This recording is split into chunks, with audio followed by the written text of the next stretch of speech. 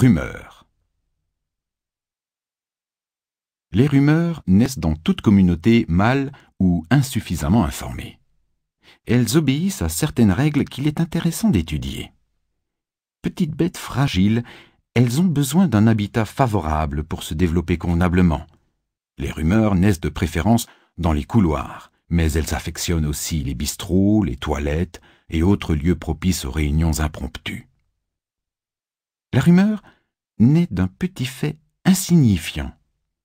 Elle avance doucement, prend de la vitesse, se développe, se nourrit en avançant de plus en plus rapidement pour retourner enfin à son point de départ, métamorphosée, méconnaissable, terrifiante. Voici un trajet type.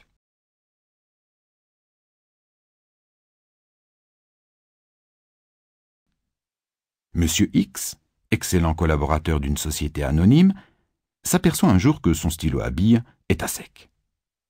Il en demande un nouveau à la personne chargée de distribuer les fournitures de bureau. Celle-ci lui donne l'objet en lui disant « C'est pas possible, vous les bouffez !» Un peu vexé, Monsieur X, son stylo tout neuf à la main, croise un collègue dans un couloir.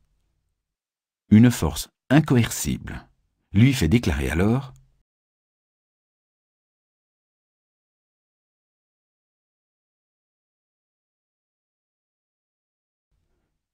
Il paraît qu'on va nous rationner les stylos à billes. » Ça y est, c'est parti. La rumeur est née. Et il ne reste qu'à la suivre dans d'autres couloirs, dans les bistrots, dans les toilettes.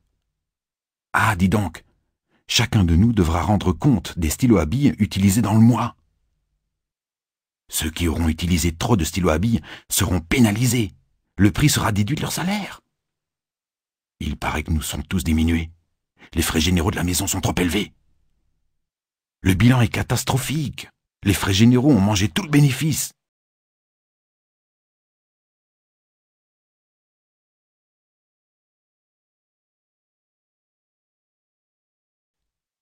La société est au bord de la faillite.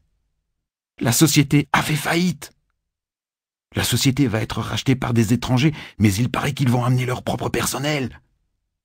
Et c'est ainsi que Monsieur X, repassant dans un couloir, apprendra, terrifié, qu'il sera prochainement viré et que toute la direction générale de la société qu'il emploie se prépare à prendre la fuite au-delà des frontières.